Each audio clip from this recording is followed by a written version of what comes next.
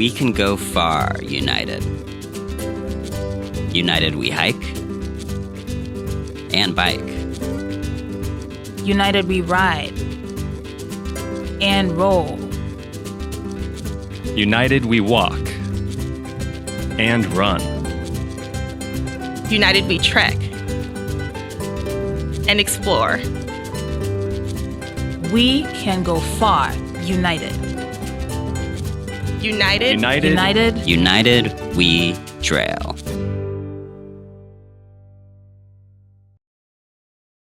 Welcome to a celebration of momentum on the Great American Rail Trail in 2021. I'm Kevin Belanger, the lead planner on the project with Rails to Trails Conservancy.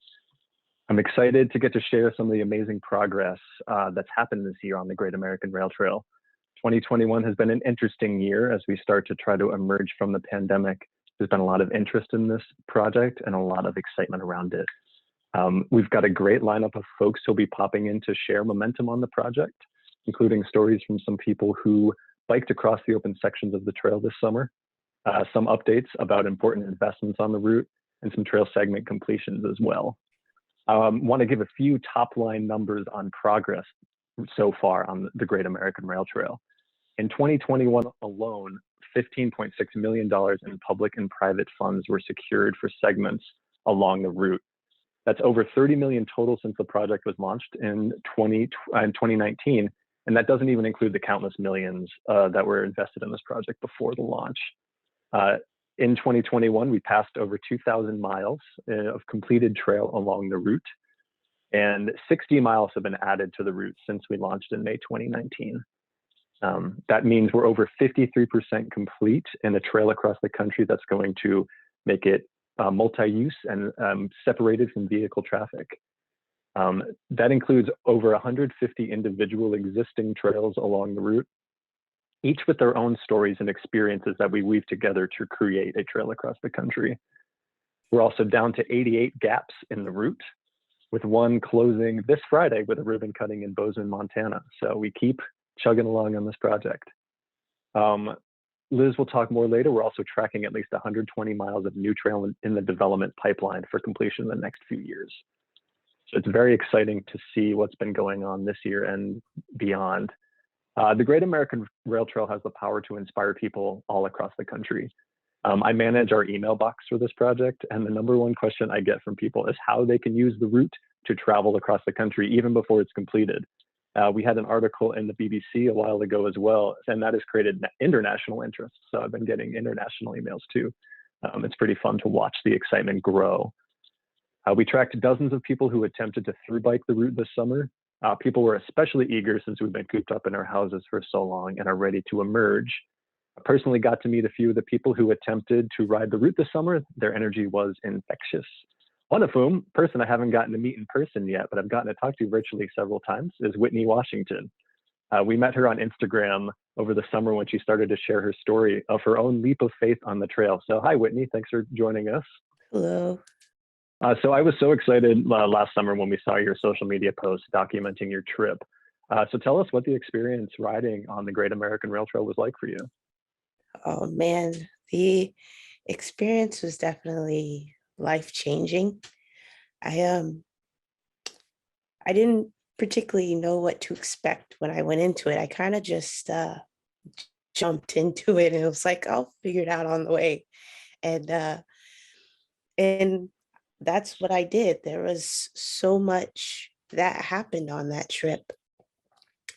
And I think I've mentioned this before to some of the people at the organization, but definitely going from east to west, it helped me get better over time since it starts with the CNO and the gap. I was able to utilize those campsites and push myself to go a little bit farther as time went on. And so by the time I was done with that trail that had those campsites, I was able to do 20 miles and then move up from there. And so like, I was definitely able to grow in such a significant way. And then by the time I started getting into more difficult territory where I had to dig down deep to keep going on hot days. It was just, you kind of like ask yourself, like, you know, why you want to be out here?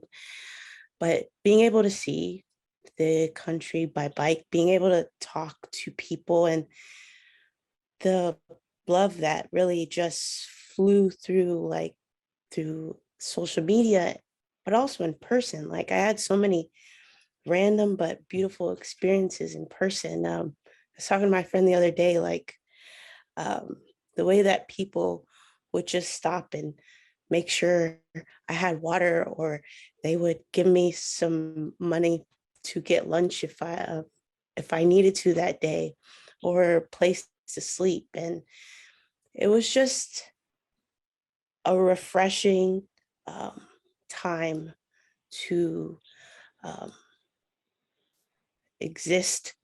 And that trail really helped me like navigate across the country without it having to be difficult, without it having to be overwhelming. I just had to keep biking.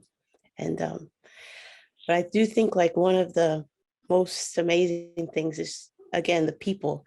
The way I went through like 3 different bikes while I was riding that trail.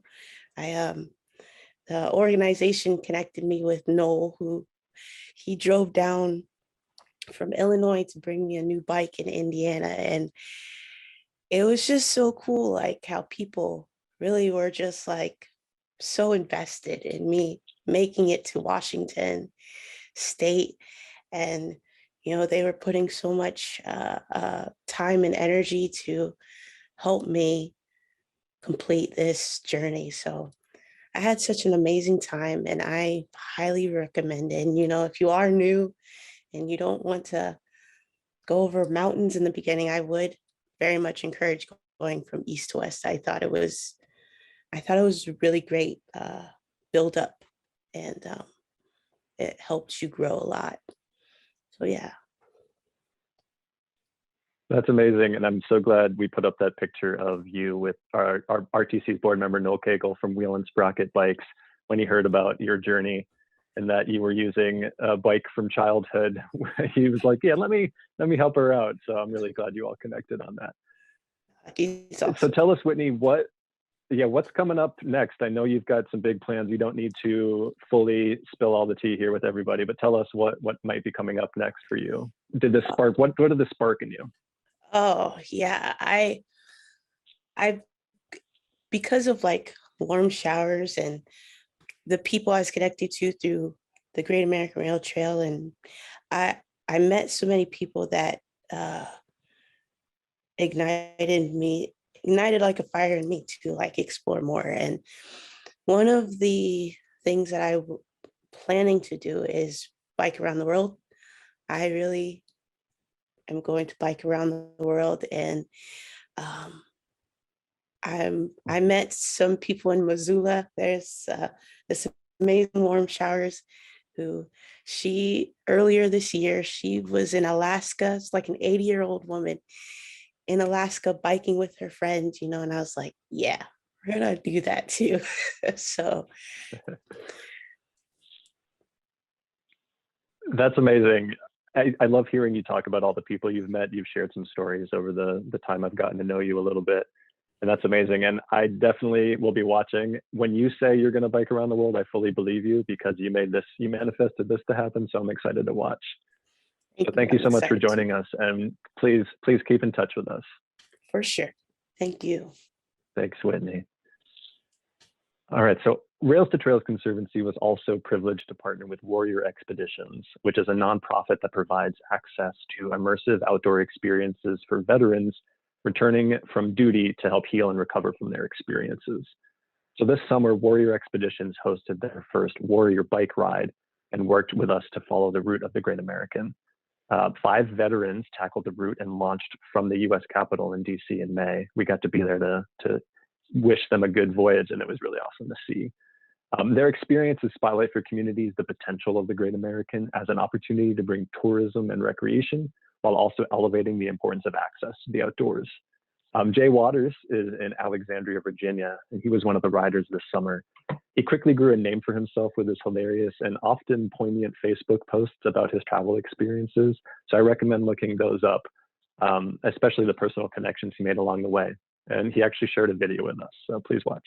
Hi, this is Jay Waters, and I had the opportunity this past spring and summer to ride on the Great American Rail Trail across the United States. Started in Washington, D.C., and finished out at La Push out in Washington State. It was really a great opportunity, and I had a lot of support from both the national level of the Rails to Trails Conservatory, as well as a lot of Rails to Trails local groups and volunteer organizations that helped me along the way.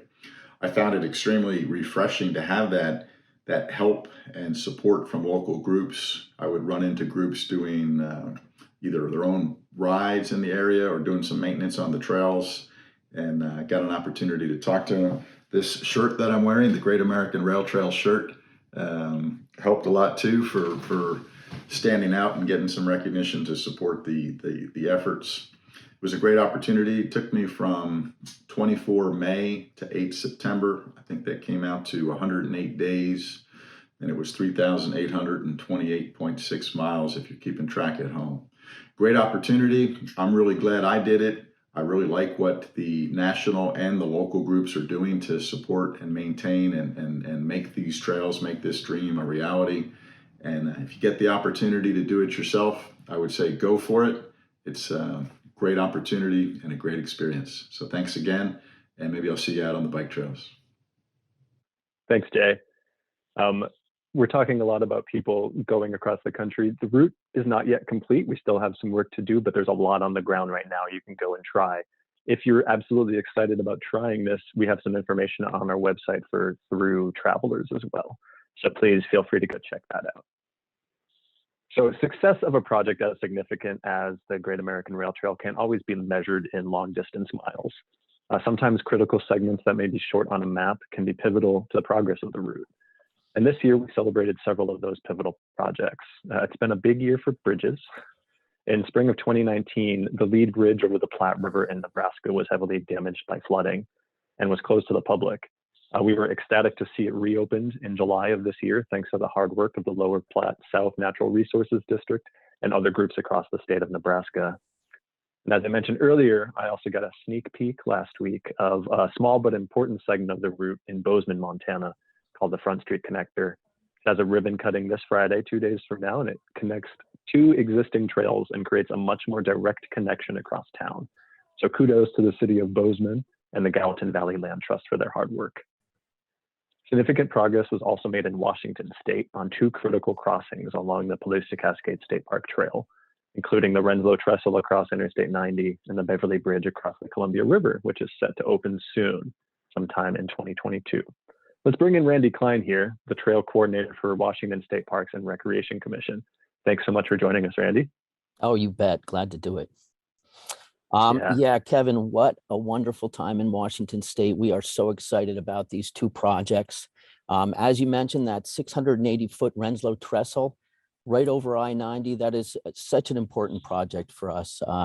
It's really successful. We've had folks go over it and they're so excited to finally have an opportunity to avoid that massive detour we used to have for that project.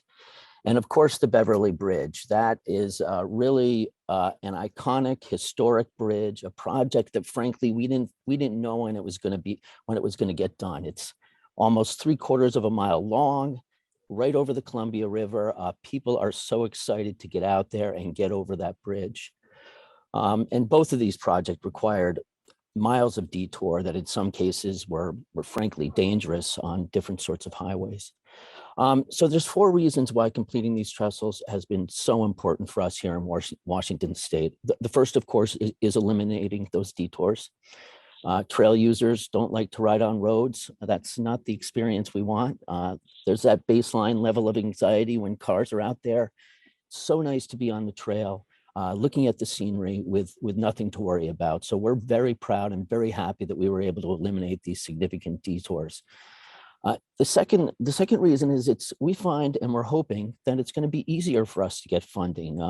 we had sort of a chicken and an egg situation where legislators or other funding organizations would ask about this section over the Columbia River. How are we ever going to get it done? And why should we provide funding for the trail, when we have something that's, such a heavy lift for the state?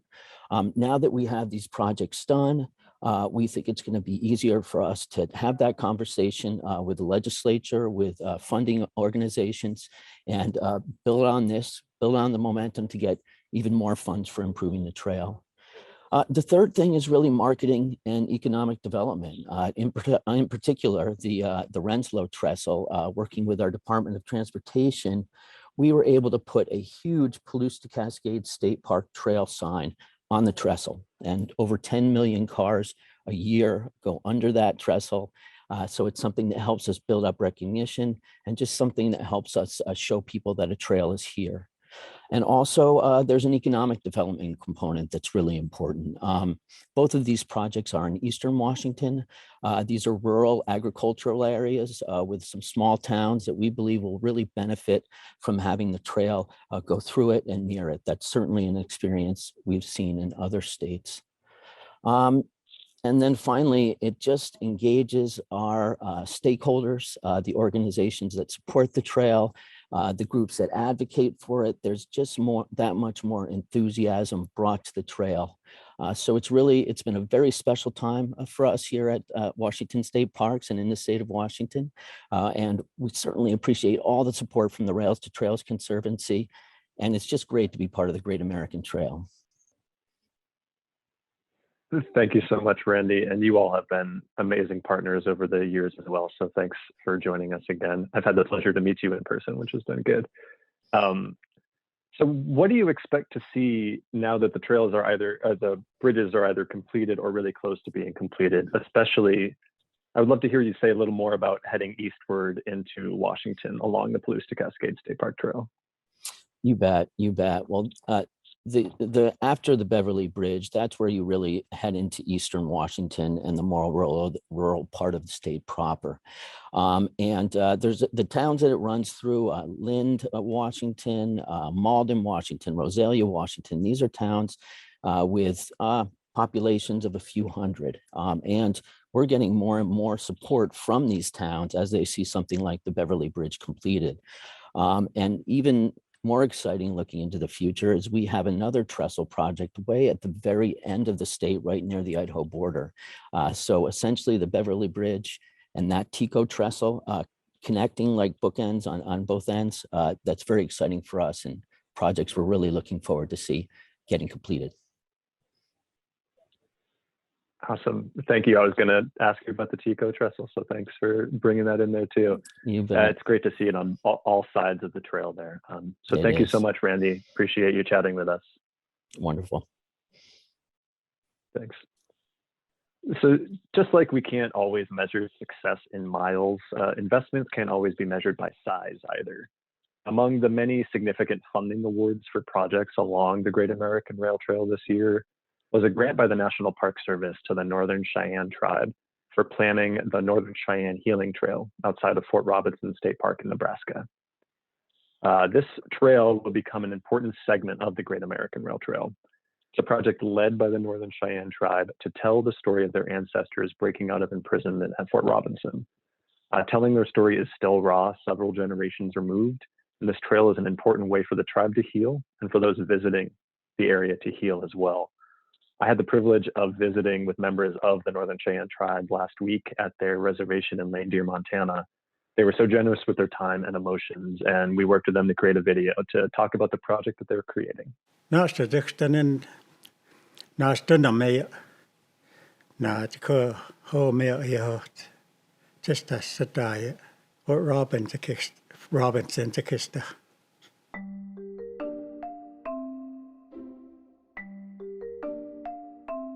This is the first time that we as Northern Cheyennes, we get to tell our history. I often would hear Rosie and my mother talk about what happened at Fort Robinson. They were sad because of what happened, but at the same time, and they wanted to do something. They wanted people to know what happened there to the Cheyennes. to our relatives. It's about coming together and mourning a tragic event, honoring those that were involved with it, and looking to the future to see how we can do better. For me, that's really what this trail is about, is to help people to understand better. And in the process of understanding, to begin the healing process on both sides. Under General Crook, they attacked the main winter camp of the Northern Cheyenne and completely destroyed it. It was decided that they would be sent south to Indian Territory. They eventually complied. They were told that if they went down there for a year and they didn't like it, they could come back. There was a lot of disease down there, measles and malaria, and the rations that they had been told that they would receive didn't materialize. They were dying. There was no intention to allow them to go back north. On the night of September 9th, 1878, they gathered their families together, 353 of them, and went north. They were taken to Fort Robinson and imprisoned in an old cavalry barracks. In January of 1879, word came down from Washington that they were to be taken back to Indian Territory in Oklahoma. And they resisted. They opted to break out and most certainly die, but to die in their homeland where their ancestors were buried. And within those first 2 hours, over 24 Cheyenne were dead in the snow there between the barracks and the river. Many more died in the foothills along those buttes. And the Army chased them for 10 days after that, and still they refused to give up. As a result of the Fort Robinson breakout, the U.S. government realized that they could no longer hold out for them to be sent south, that they had to give them a home here in the north. Because of the determination, the incredible sacrifice of our ancestors, we have a place we can call home today. Fort Robinson, you don't hear that much about, because the Cheyennes prevailed in there. And those other walks, the Native Americans there did not prevail. The government always won. There was a powwow at the fort. I got a call from the secretary of the tribe, and she said they needed some elders down in Fort Robinson.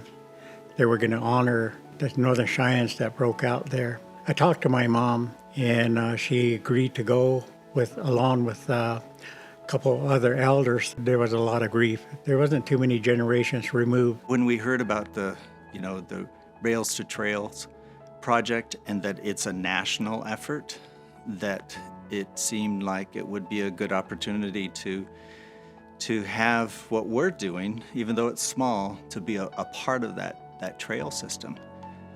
But obviously what's different though in this particular trail is that it isn't meant to just be biked right through, or run through. And with Great American Trails, that's halfway point, and it's time for people that are walking that to say, this is a good time to rest, because we lose a lot of things when we're just walking and not even looking. We don't walk on the places where they shed their blood. We walk alongside of where they were. It's not just for the Northern Cheyenne. We've had a lot of people come up, even the ancestors of the cavalry that were there. They donated money, and it's healing for their part too. And everybody that comes through there will feel that. It's important to us to know who we come from and where we belong, and that trail tells us both of those things. The Northern Cheyenne Healing Trail is really a place that we want tribal members, Northern Cheyenne and other tribes and non-natives, to come and remember what happened there at Fort Robinson, so that we can remember and we can honor and we can persevere and we can heal. I want to give a special thank you to Major Robinson, Gerry Robinson, Vincent Whitecrane, Eva Foote and Dr. Richard Littlebear for speaking with us last week. I really enjoyed my time there, and that story is super powerful, and it's an important story to share that's just as much a part of America as any other story on this route. So thank you for allowing us to help you share your story. So a theme emerging today is leadership, both from those who want to use the trail to take charge of their own lives and have a grand adventure, and those who are identifying opportunities to bring to life their vision for trails in their communities and trails that will one day connect the nation. In Indiana, we are seeing strong leadership that is focused on channeling significant investment into projects, many along the route of the Great American. Let's bring in Mark Becker. Mark is the program manager of Next Level Trails in Indiana. He's here to share with us what's happening in Indiana and why that leadership is so important to accelerating trail development. So, hey, Mark, how's it going? Hey, Kevin. Good to see you. I'm excited to have this opportunity to share Indiana's story.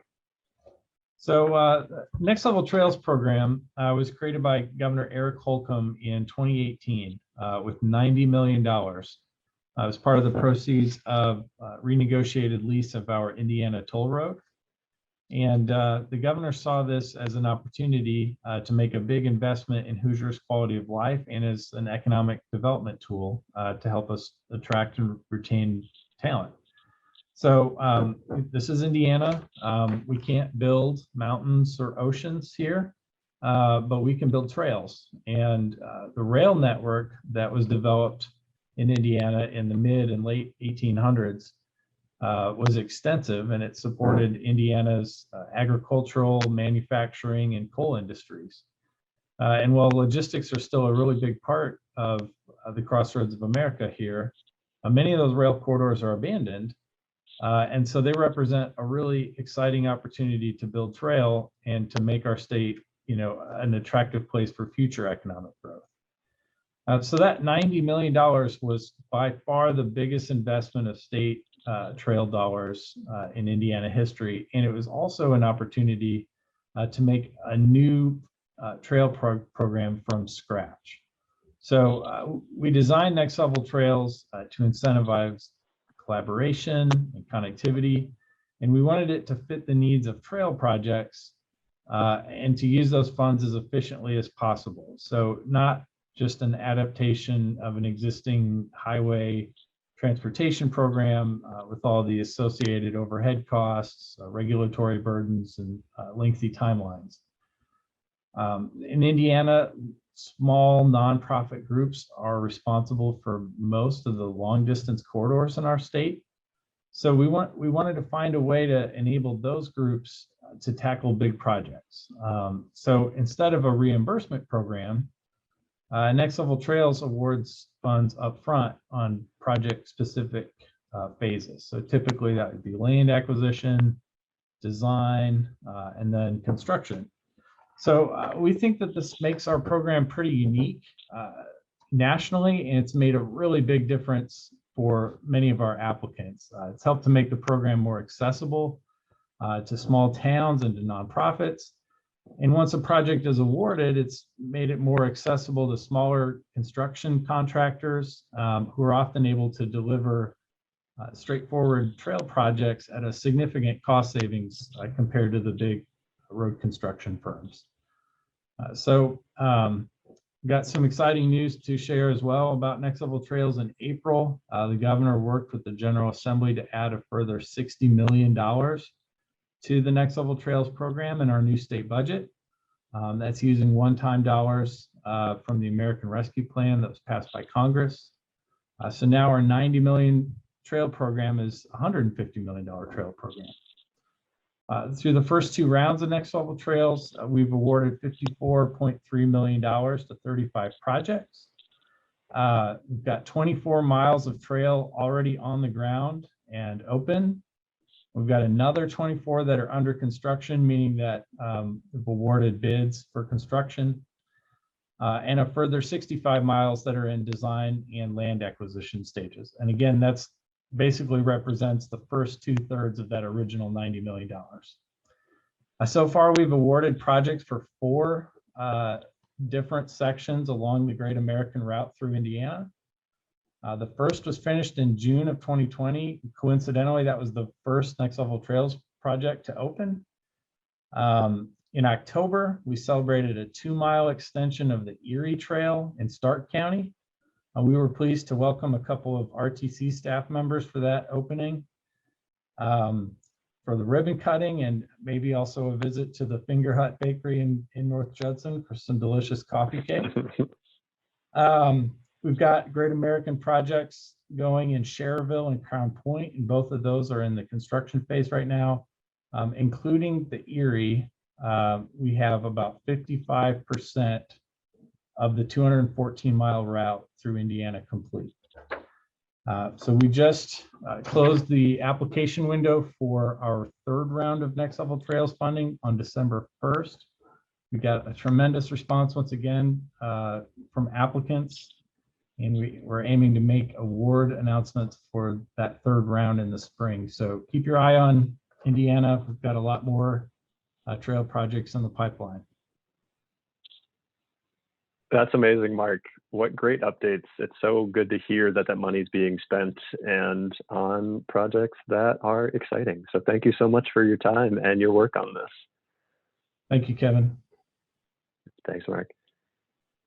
Awesome. With so much momentum behind the Great American Rail Trail, we're optimistic as we look ahead into 2022. We're celebrating the largest investment of public and private funding to date and have over 120 miles in the pipeline, as we talked about. Liz Thorstensen, RTC's Vice President of Trail Development, is here to share what's on tap for the year ahead. So, hey, Liz, tell us what's coming up for the Great American Rail Trail.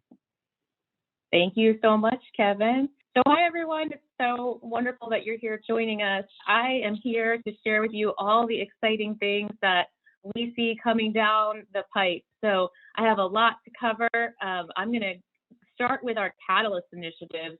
These are from the very beginning of this amazing project. We wanted to identify projects along the entire route where we thought, based on talking with all of our partners like you, we could dig in and we could offer even more assistance in a deeper way, in technical assistance, in planning, in advocacy, in helping to garner public funds, just a huge variety of bringing RTC resources to bear. So I'm going to give you some updates. It's a pretty long list, but I'm going to go into depth on a couple of new ones that we've added and add a little more detail to those. So first up, we're gonna start in the east, looking at Maryland and the amazing C&O Canal.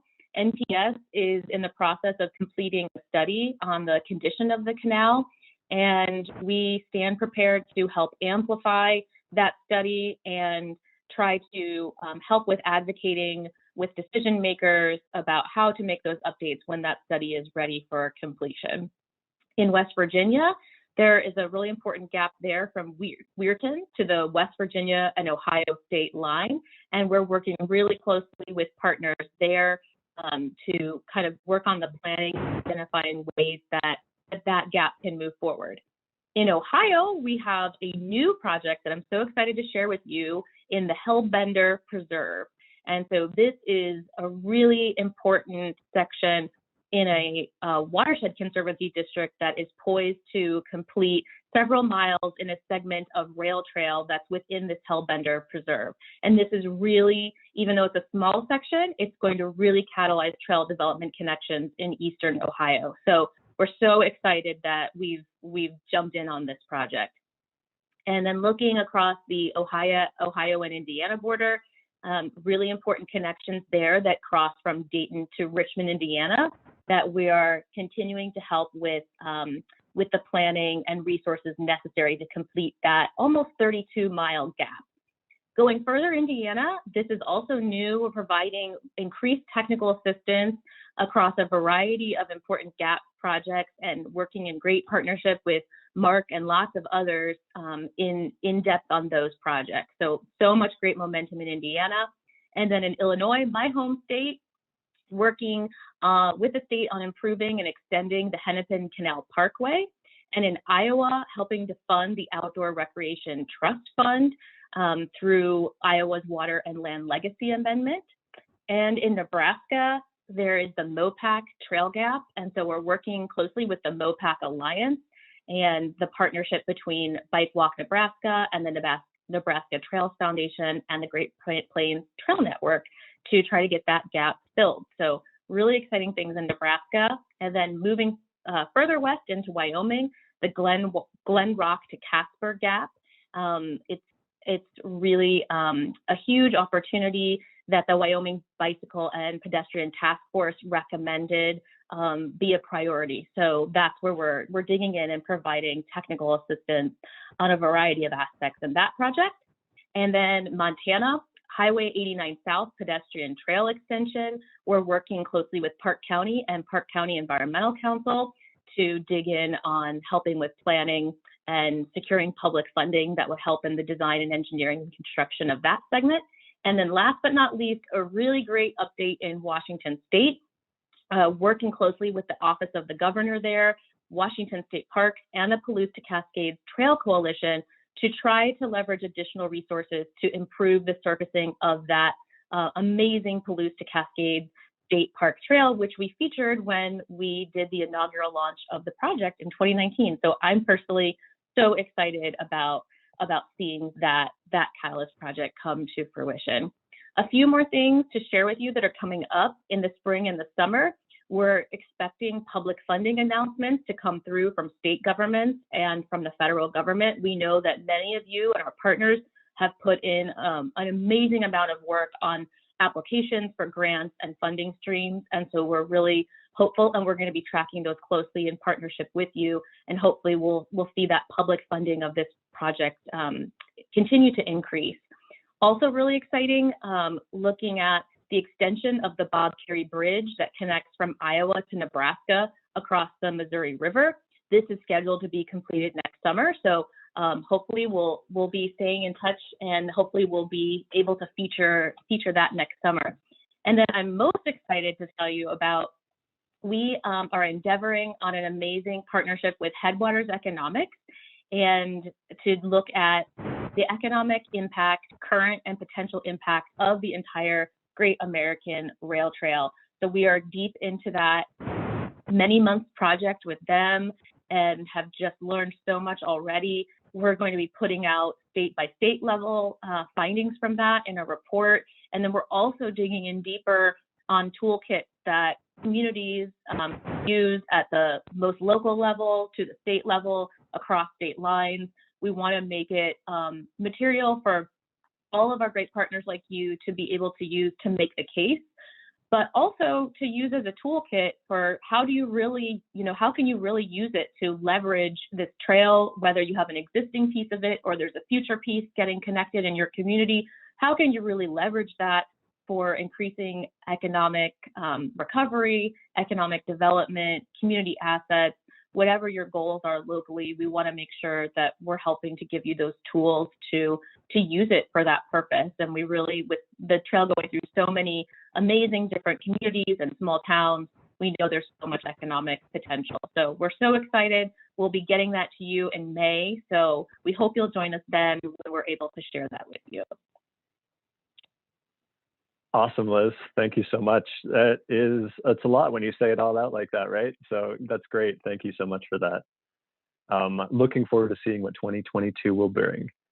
So thank you so much for joining us and for your continued support of the Great American Rail Trail.